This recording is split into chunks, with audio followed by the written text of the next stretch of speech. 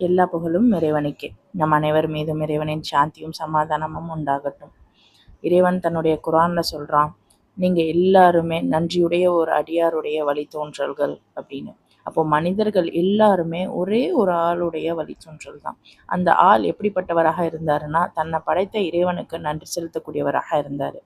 இப்போ இதை கான்செப்டாக வச்சு இறைவன் நமக்கு ஒரு நல்ல விஷயத்த சொல்லித்தரான். என்ன அப்படின்னு பார்த்தீங்கன்னா, நான் உங்களை எல்லாம் படைச்சிருக்கேன், உங்களுக்கான சட்டங்களையும் நானே தரேன், அதை நீங்கள் நடைமுறைப்படுத்துங்க. இப்படித்தான் இறைவன் சொல்கிறான். அப்போ இறைவன் சொன்ன சட்டங்களை நடைமுறைப்படுத்தணும் அப்படின்னா என்ன?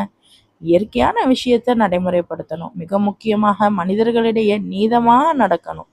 இன்னும் ஒரு படி மேலே போய் இறைவன் சொல்கிறான், உங்களுக்கு நான் வேத புத்தகம் தந்திருக்கேன் அப்படின்ற காரணத்துக்காக அதை வைத்து கொண்டு நீங்கள் மக்களிடையே அடக்குமுறை செய்யாதீங்க அப்படின்னு இறைவன் பேசுகிறான். ஸோ வேத புத்தகம் குரான் என் கையில் இருக்குது, நான் எங்களுடைய சமூகத்தில் இருக்குது அப்படிங்கிறதுக்காக நம்ம ஒருபோதும் பெருமிதமோ அல்லது மற்றவர்கள் மீது ஒரு இழிவான கண்ணோட்டமோ வைத்திருக்கவே கூடாது. ரெண்டாவது விஷயம் பார்த்தீங்க அப்படின்னா, இறைவன் சொல்கிறான், உங்களுக்கான நேர்வழி இந்த குரானில் இருக்குது. அப்போது குரானை கண்ணை திறந்து பாருங்க அப்படிங்கிறான். ஸோ நமக்கான நேர்வழி குரானில் இருக்குது.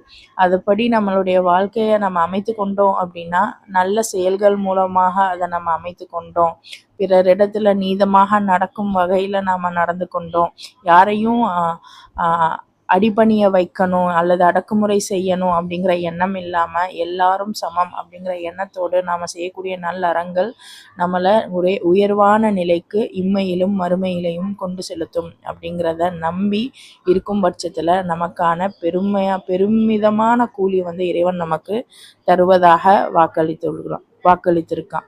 ஸோ அப்போ இந்த வாக்குறுதியை நிறைவேற்றும் பொருட்டு இறைவன் நம்மளெல்லாம் ரொம்ப உற்று நோக்குபவனாக இருக்கிறான்.